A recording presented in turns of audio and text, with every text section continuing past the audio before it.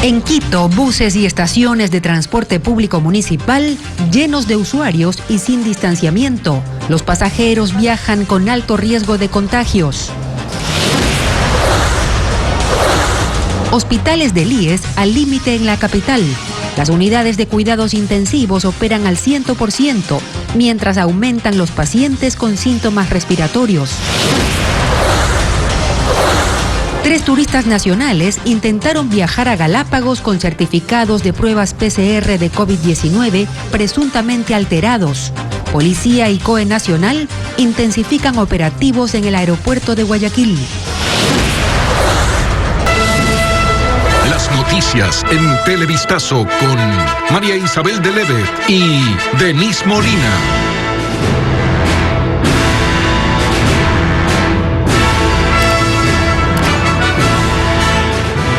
Bienvenidos a Televistazo. El panorama es crítico en el transporte público en Quito. Las aglomeraciones y la falta de control en las unidades urbanas generan preocupación, tomando en cuenta que para el 70% de la población esta es la única forma de movilizarse. Hola, Denise.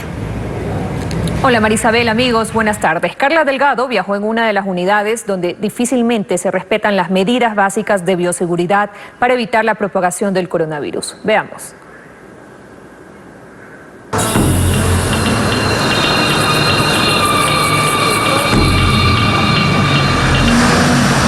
Son las 7 de la mañana en Quito. Tomamos una unidad de la Ecovía que viene de sur a norte. Al ingresar nos enfrentamos con este panorama. Es evidente que aquí no se cumple el aforo autorizado, que por ahora es del 50%. El amontonamiento y la falta de ventilación al interior de estas unidades en medio de una pandemia son una bomba de tiempo. Mire, las autoridades ponen pico y placa, pero ¿por qué esto no controla? Aquí está amontonada la gente, no dejan ni respirar. Luego que aquí no se respeta el distanciamiento social, tampoco hay medidas de seguridad. Intento buscar un espacio que me permita tener algo de distanciamiento con otros pasajeros, pero es imposible, así como la tarea para llegar a la puerta de salida.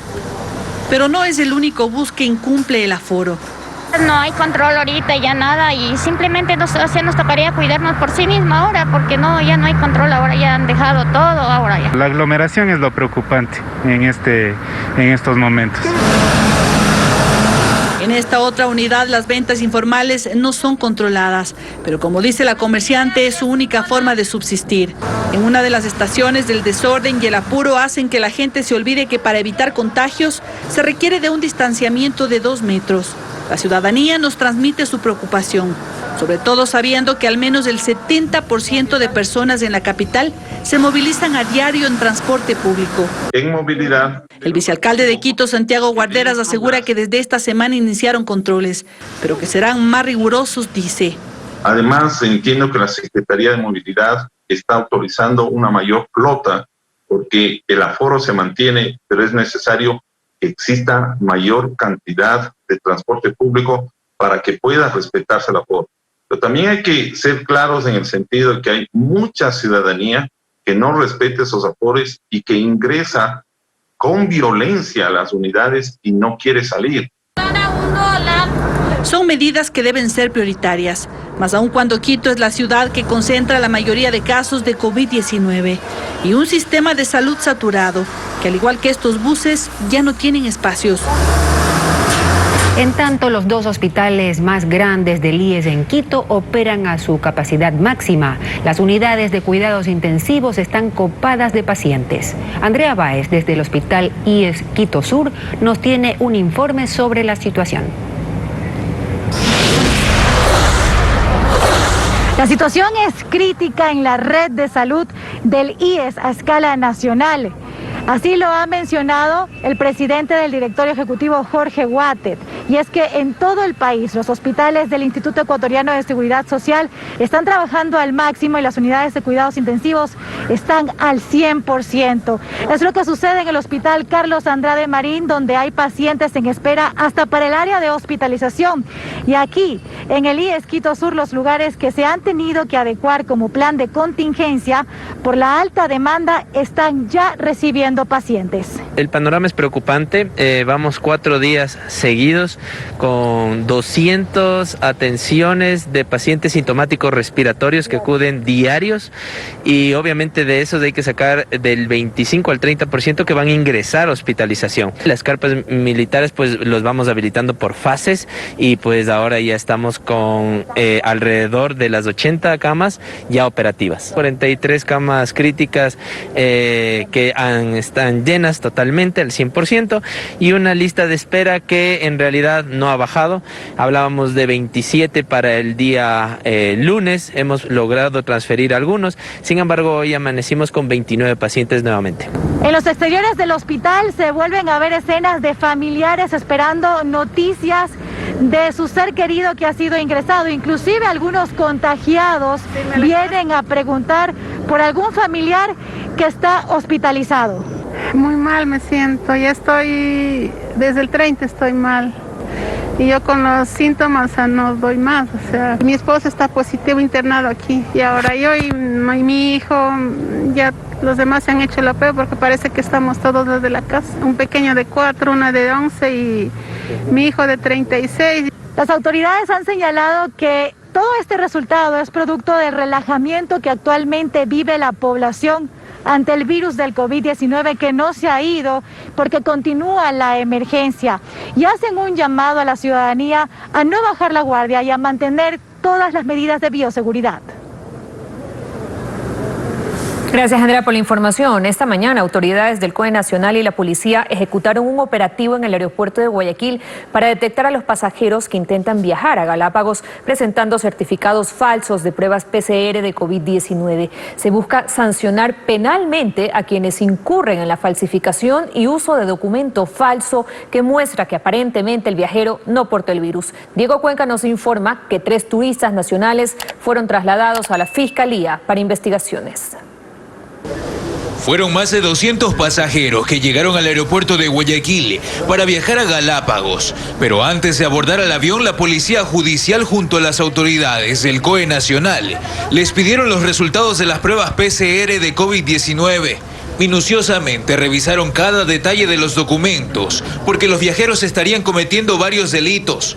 Varias modalidades, adulteración de logos de laboratorios legalmente establecidos, suplantación de identidad, cambio inclusive de pruebas positivas por negativas, y eso es el riesgo inminente y sobre todo la irresponsabilidad de que eso pueda ocurrir y sobre todo, ustedes saben, nos pueda generar contagios de manera, vuelvo a insistir, irresponsable. En el sitio identificaron que 3 ecuatorianos estaban presentando certificados de pruebas PCR de COVID-19, presuntamente fraudulentas. El Ministerio de Gobierno ha dispuesto que personas que sean detectadas con algún tipo de alteración o algún tipo de anormalidad en estas pruebas, inmediatamente sea puestos a orden de la autoridad competente para el trámite correspondiente. Los 3 pasajeros fueron trasladados a la Fiscalía para tomar sus versiones, porque buscan determinar quiénes los ayudan a alterar las fechas de las pruebas para que luzcan como realizadas 96 horas antes del vuelo. Un documento que vemos varios indicios que nos llevan a suponer o a presumir de que es un documento falso por la fecha de la emisión. Así, las autoridades desde agosto del 2020 hasta ayer han registrado 250 pruebas falsas de COVID-19 que los pasajeros presentaron en los controles del aeropuerto de Guayaquil. Pacientes a la espera de una cama de cuidados intensivos en las áreas para tratar COVID-19. Es la situación que se vive en Cuenca por el aumento de contagios. Las autoridades locales alistan sus planes de contingencia ante el crecimiento de la demanda de atención.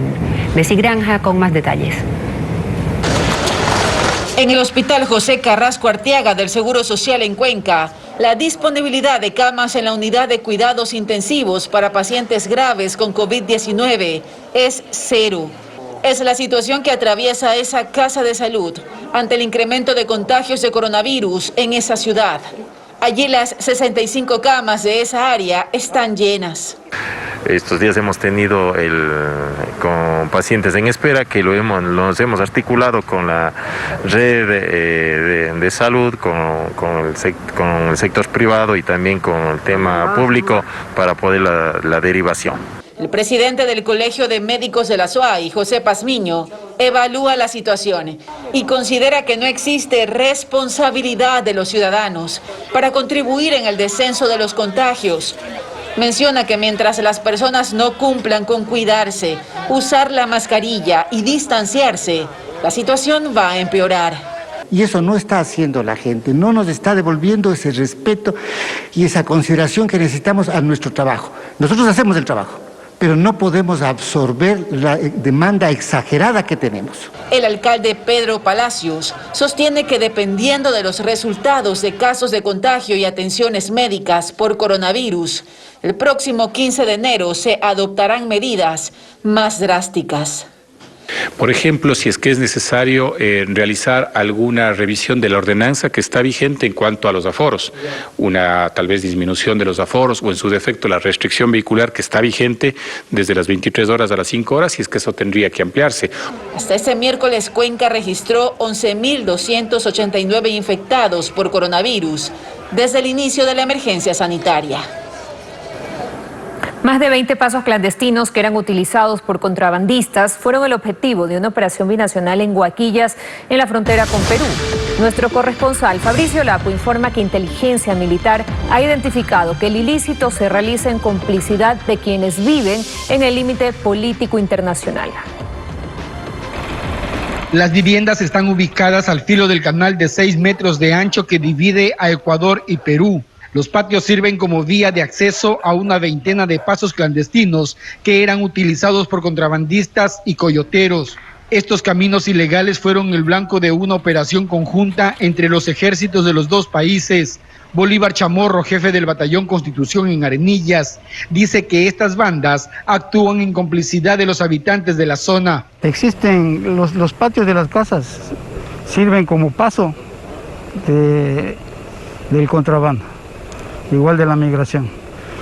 Entonces tengo entendido de que igualmente en esas casas existe el cobro para el personal que está pasando el contrabando. A lo largo de la frontera entre Ecuador y Perú se han descubierto un sinnúmero de pasos clandestinos que son construidos con material pétreo y con sacos de arena que son utilizados para pasar mercaderías y personas de forma ilegal. En el operativo binacional destruyeron con maquinaria los muros, mientras con pico y pala los uniformados de los dos ejércitos retiraban los sacos de arena. Mario Bonilla, comisario de policía en Aguas Verdes, informó que los 62 kilómetros de frontera son utilizados para pasar droga, medicina, combustible, gas y electrodomésticos. La parte de Perú es la parte de Tomás Arizola. Se ha detectado cerca de 10 pasos ilegales que donde están ingresando contrabandistas, personas, extranjeros, de forma irregular. Sumado a ello, estas personas les cobran cupo para ingresar acá al país y viceversa, cerca de $1 a $5, de acuerdo a lo que esté llevando. Las Fuerzas Armadas anunciaron que este tipo de operativos continuarán en la frontera sur. Seguimos con más información, gracias por su compañía. La impresión de papeletas electorales para la próxima contienda continúa, así lo informó la presidenta del Consejo Electoral. Además, se presentó el protocolo de bioseguridad para las próximas elecciones ante el municipio de Quito. Carlos Luis Carrillo tiene el reporte. La presidenta del Consejo Nacional Electoral, Diana Atamaint, confirmó que el proceso de impresión de las papeletas sigue su curso pese a la pugna con el Tribunal Contencioso por el pedido del Movimiento Justicia Social de inscripción de su candidato presidencial, Álvaro Noboa. Las papeletas de asambleístas en el exterior está al 100% ya impreso. Tenemos los nacionales en un 21%, los provinciales en 62%, presidentes y vicepresidentes en el 14%. Lo dijo durante la presentación de los protocolos de bioseguridad que se implementarán en la campaña electoral, la cual fue trabajada y diseñada por el Pleno del CNE y el Ministerio de Salud. El consejero Luis Verde Soto aseguró que para la promoción de candidatos solo están permitidas las caminatas y caravanas con un un máximo de 50 vehículos y recordó a todos los candidatos que ellos y sus simpatizantes deben utilizar mascarilla, respetar el distanciamiento social y la entrega de gel desinfectante. Y durante la caravana y durante la caminata no hay posibilidad ninguna de entrega de ningún material promocional. Cada organización política deberá planificar con el municipio sus recorridos, que tendrá un máximo de 14 kilómetros. En las caminatas solo podrán participar hasta 200 personas en un lapso de 1 hora con 45 minutos. Los candidatos podrán presentarse de viva voz mediante altavoces sin que se pare el flujo de la caravana o la caminata. Quienes incumplan con estas disposiciones serán sancionados. Puede ser hasta penas económicas como retirar los derechos políticos. Se espera que las medidas sean acogidas por los partidos políticos a fin de evitar que el coronavirus se propague en tiempo de campaña electoral. La Fiscalía pidió que se incremente de 1 a 4 años la condena para la ex vicepresidenta María Alejandra Vicuña, sentenciada en primera instancia por el delito de concusión. Vicuña fue acusada por la Fiscalía de pedir contribuciones económicas ilegales a sus colaboradores cuando fue asambleísta. Paul Romero estuvo en la audiencia. La audiencia se realizó este viernes en la Corte Nacional de Justicia. La Fiscalía apeló parcialmente a la sentencia emitida en primera instancia en contra de la ex vicepresidenta María Alejandra Vicuña el 30 de enero de 2020. El Tribunal de la Corte le declaró culpable del delito de concusión y le condenó a 1 año de prisión, el pago de $170,000 como reparación al Estado y el comiso de un bien inmueble en Guayaquil. En la audiencia, el fiscal subrogante Wilson Toainga solicitó al Tribunal de la Corte Nacional de Justicia que incremente de 1 a 4 años de prisión a la ex vicepresidenta de la República, María Alejandra Vicuña. Vicuña fue investigada por la justicia tras las denuncias de 3 de sus ex colaboradores sobre cobros indebidos o diezmos cuando se desempeñó como asambleísta para su organización política Alianza Bolivariana Alfarista. Según la acusación fiscal, recibió $40,000 de sus asesores a cambio de mantenerlos en sus puestos de trabajo. El abogado de Vicuña rechazó la apelación de la Fiscalía. Para mí que el tema de la sentencia se suba o que tenga una penalidad mayor es imposible. Los aportes que se haga de manera voluntaria cualquier ciudadano es legal. Si usted quiere realizar un aporte voluntario a alguna organización, lo puede hacer sin ningún problema. Vicuña en 2018 renunció a la vicepresidencia de la República en medio del escándalo por las denuncias de los cobros de diezmos, hecho que terminó su carrera política. No existe una resolución ejecutoriada y sobre esa base, pues, una vez que obtengamos una resolución de inocencia, que estamos confiados va a suceder aquello porque es lo que en derecho corresponde, pues María Alejandra tendrá que ver qué es lo que hace de su vida. El Tribunal de Apelación de la Corte de Justicia convocará en los próximos días para la lectura de la resolución. Se suspendió la audiencia de llamamiento a juicio en contra de Kenny A., quien es acusado de manejar en estado etílico y causar la muerte de Roberto Malta en septiembre pasado en el norte de Guayaquil. La defensa de la procesada asegura que la víctima pudo haber evitado el hecho si no hubiese consumido sustancias psicotrópicas minutos antes. Son familiares y amigos de Roberto Malta quienes se hicieron presentes en la unidad judicial de Albán Borja, en el norte de Guayaquil.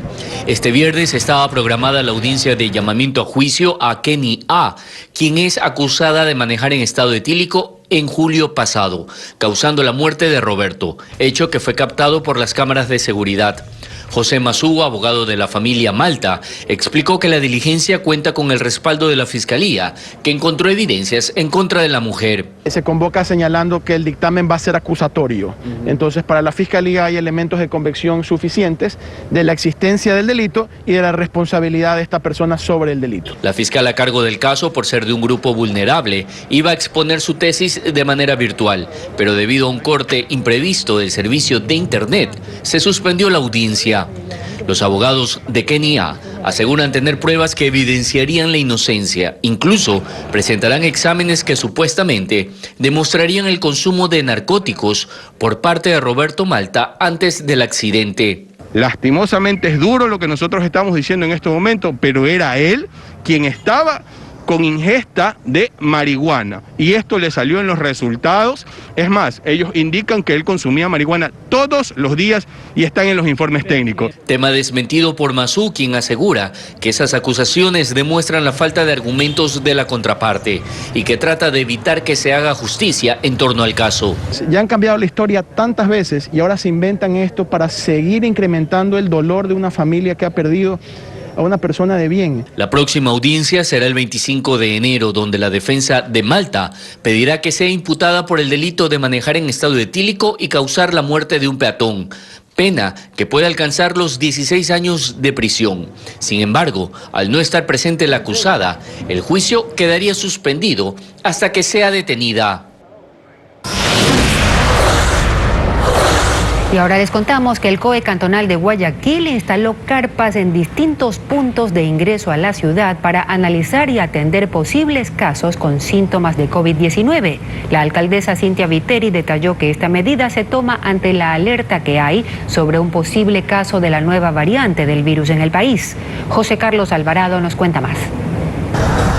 La pandemia no termina y como parte de la estrategia de Guayaquil para evitar el aumento de contagios, el COE cantonal dispuso instalar carpas para la atención de las personas que arriben a la ciudad con síntomas relacionados a COVID-19. Este viernes se habilitó uno de estos centros por el peaje de la vía a la costa. Serán 35 carpas otorgadas por las Fuerzas Armadas que tendrán entre 8 a 10 camas cada una. Habrá asistencia con oxígeno y personal médico que analice cada caso. Si el paciente tiene sintomatología leve, se le puede dar la medicina, se le hace la supervisión en la casa. Si tiene sintomatología moderada, pues coordinamos con uno de nuestros hospitales, el cuerpo de bomberos nos facilita las ambulancias y se lo llevará a alguna casa de salud. La alcaldesa Cintia Viteri detalló que esta medida se toma ante la alerta que hay por un posible caso de la variante del coronavirus que habría en Babahoyo. Criticó a las autoridades nacionales por no cerrar las fronteras. Dijeron que no, la responsabilidad es de ellos. Y como la responsabilidad es de ellos, yo tengo que ser un muro de contención para la gente que se pueda contagiar aquí en Guayaquil. Además de localizar este punto de control en el peaje de Chongón en la vía a la costa, también se instalará otro en la estación del peaje Chivería de la vía Guayaquil-Daule. A diario cientos de personas atraviesan este peaje para ingresar a la ciudad de Guayaquil. Por eso el municipio ha planteado que durante la tarde de este viernes se va a instalar la segunda carpa para el control de posibles casos con sintomatología de COVID-19. Según las autoridades municipales, la medida busca evitar también la saturación en los hospitales de la ciudad, que hasta el momento se encuentran en un 92% de ocupación. Sancionan a propietarios de 40 casas de la calle 8 en el suburbio de Guayaquil. Las autoridades indicaron que estas personas fueron identificadas en los videos difundidos en las redes sociales. Como nos cuenta Estefanía Arias, deberán pagar $2.800 de multa. Fue todo un contingente municipal para notificar casa por casa a los 40 dueños de inmuebles que habrían participado de la multitudinaria fiesta en el sector conocido como Calle 8, en el suburbio de Guayaquil. Una medida que los habitantes de este sector rechazan, pues niegan haber sido parte de este hecho. Hay videos de años anteriores, tal vez hay videos de este año, pero si la autoridad no lo hubiese permitido, no hubiese pasado nada. Y la gente que estaba ahí no es gente de la comunidad, es gente de otros lugares. Pero es que yo no sé por qué me notifican si yo no tengo nada que ver en este asunto. Entonces, van a pagar justo por pecadores. No todo el barrio participa de esto.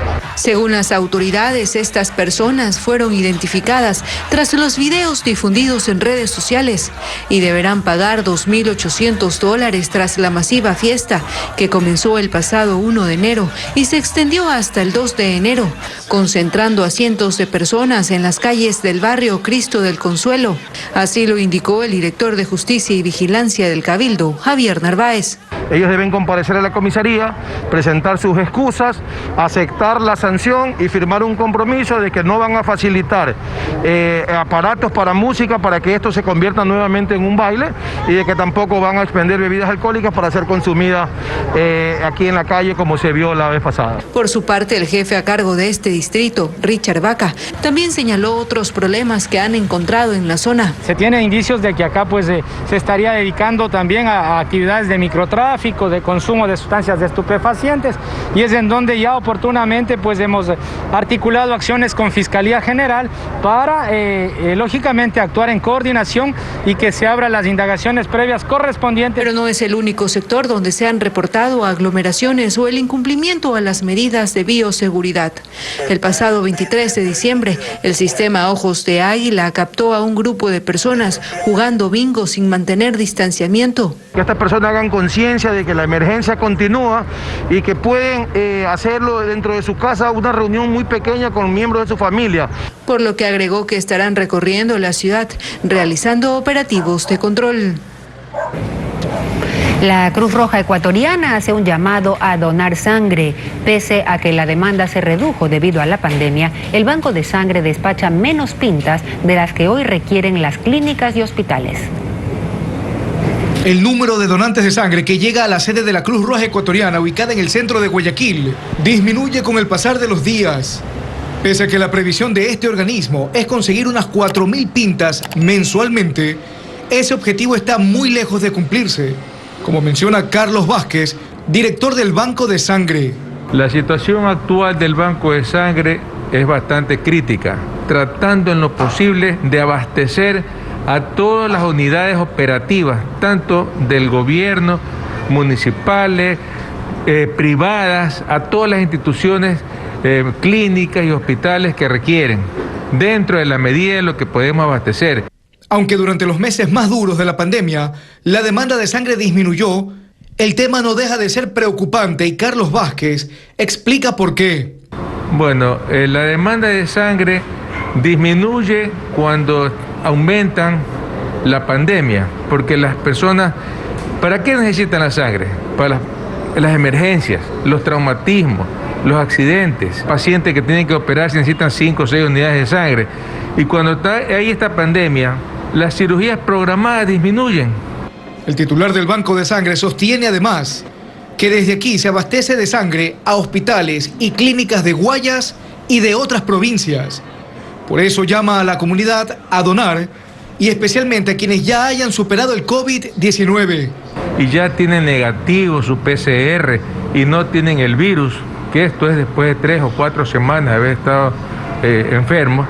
Su plasma sirve para hacer tratamiento con inmunoglobulina a las personas que están en estado crítico en una unidad de cuidados intensivos, el plasma de ellos.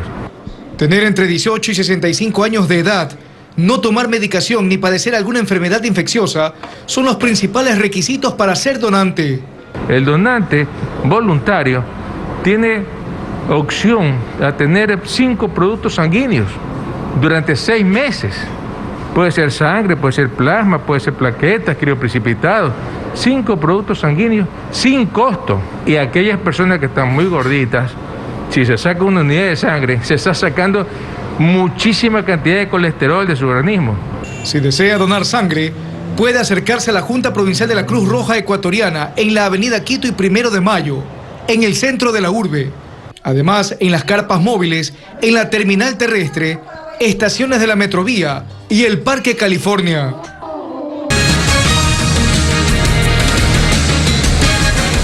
Más noticias para ustedes. 3 reos escaparon del pabellón de máxima seguridad del Centro de Rehabilitación Social de Cotopaxi. Nuestro corresponsal Patricio Viera nos informa que los 3 prófugos cumplían condenas por violación. 60 policías participan en el operativo de búsqueda de 3 presos que escaparon, al parecer anoche, del pabellón de máxima seguridad de la cárcel de Cotopaxi. Así lo informó Juan Carlos Salazar, comandante de policía en esta provincia. Recién a las 8:20 de la mañana, cuando pasaban lista, los funcionarios se dieron cuenta de la ausencia de los 3 reos. Parece que no ingresaron a las celdas y posiblemente saltaron por la Torre 2, doblan las concertinas y salen inmediatamente a la E35. Los fugitivos cumplían condenas por el delito de violación. Los nombres son Osvaldo Daniel Herrera Guanaluisa, de 25 años de edad, cumplía una sentencia de 20 años, Víctor Daniel Tabango Nepas, igual de 25 años de edad, cumplía una sentencia de 26 años. Marlon Manuel Méndez Vilela también cumplía una sentencia de 20 años. El pabellón de máxima seguridad es custodiado por los guías penitenciarios. Por eso se pedirá a la Fiscalía que determine responsables de la fuga. Seguir las investigaciones del caso para que el fiscal tenga los insumos y proceda a la detención, si es necesario, de los agentes de control penitenciario. Al momento realizan operativos de control en todas las salidas de la provincia y han pedido ayuda a los policías de Pichincha e Imbabura para que realicen operativos de búsqueda en Quito, Mejía e Ibarra, de donde son oriundos los reos fugados. Un hombre fue asesinado ayer mientras jugaba naipes en una cancha deportiva ubicada en un sector del sur de Guayaquil. Según la policía, la víctima, que registraba antecedentes penales, sufrió otro atentado horas antes del crimen. Ítalo Ruiz con los detalles de este caso. Este fue el sitio en el que ocurrió el crimen. De acuerdo con la policía, mientras la víctima jugaba naipes, dos sujetos llegaron en un auto, bajaron del vehículo, se acercaron al hombre, le dispararon en varias ocasiones y luego se fueron en medio del pánico de quienes a esa hora se encontraban en esta cancha ubicada en la cooperativa 1 de Mayo, en el Guasmo, sur de Guayaquil. Este ciudadano fue impactado por dos municiones de proyectil de arma de fuego, los mismos que lamentablemente causaron el fallecimiento del ciudadano. La víctima registra 4 antecedentes penales. 3 por sustancias sujetas a fiscalización y 1 por robo. Según la familia del fallecido, horas antes, el hombre sufrió un atentado pero resultó ileso. La policía presume que podría tratarse de un ajuste de cuentas. Bueno, los antecedentes dice que tiene 3 antecedentes de posesión de sustancias sujetas a fiscalización. Asimismo, refieren los ciudadanos que estuvieron junto al occiso de que quienes habrían sido los que atentaron es de un sector cercano a este lugar. Por lo tanto, las unidades investigativas están realizando las averiguaciones y se realizarán los allanamientos correspondientes. Los agentes de criminalística revisarán las grabaciones de las cámaras de vigilancia del sector para tratar de identificar a los responsables del crimen. En Daule, 3 personas fueron detenidas durante un operativo realizado ayer. La policía encontró sobres y cápsulas con droga y decomisó canecas de alcohol y otros productos.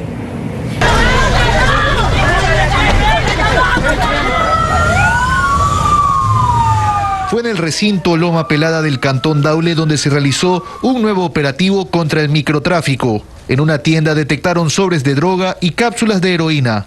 Además decomisaron jabas de cerveza, canecas de licor artesanal y un dron que era utilizado como cámara de videovigilancia. Se llegó a observar que en una tienda irregular varios ciudadanos se acercaban y existía cruce de manos. Es así que se llega a evidenciar que en este lugar se estaba traficando sustancias sujetas a calificación. Esta acción fue liderada por el gobernador del Guayas, Luis Chonillo, en conjunto con la Dirección de Inteligencia de la Policía Nacional. Articulando también con el eje preventivo a la detención de 3 ciudadanos en estos momentos por el porte de sustancias sujetas a fiscalización, así como también de licor artesanal. 3 personas fueron retenidas para investigaciones. Sin duda un pequeño genio que asombra a todos por su gran determinación. Con esto estamos despidiendo, amigos. Marisabel. Sí, Denise, no sin recomendarles reforzar los cuidados sanitarios para frenar los contagios, por el bien de todos. Gracias y buen fin de semana.